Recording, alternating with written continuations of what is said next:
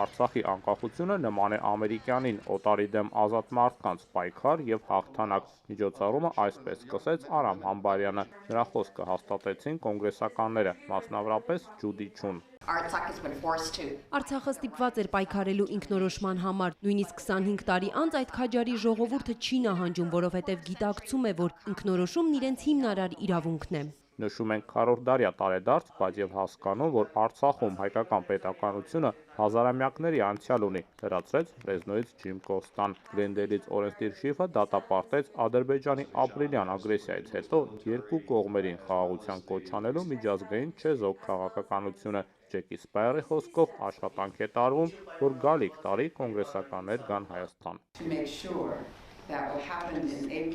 Հարկավոր է, որ ամերիկյան կողմը ուշադիր լինի թույլ չտալու ապրիլյան դեպքերի կրկնություն։ Ամոթ է, որ մինչև օրս չեմ այցելել Ստեփանակերտ, որտեղ կցանկանայի մասնակցել մեր դեսպանատան շենքի բացմանը։ Ցանկանում եմ Արցախ մեկնել օդանավով, ինչի համար պետք է երաշխավորված լինի օդանավերի անվտանգությունը։ Աշխարհում միայն մեկ պետություն կա, որ սպառնում է խփել քաղաքացիական օդանավերին։ Դա Ադրբեջանն է։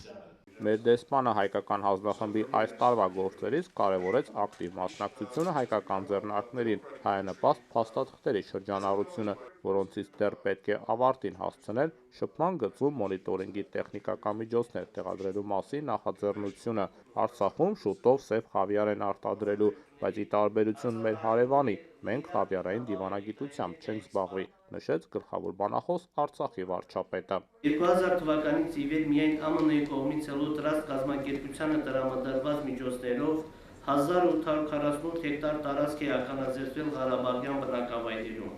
Շնորհակալություն ձեզ փրկած կյանքերի համար։ Հայկական հանձնախմբի անդամները նշում են, որ այսուհետ կոնգրեսում իրենց ելույթների ժամանակ կիրառելու են Լեռնային Ղարաբաղի հայկական անունը՝ Արցախ։ Հայկ Արամ Նահապետյան, Առաջին ալիք, Վաշինգտոն։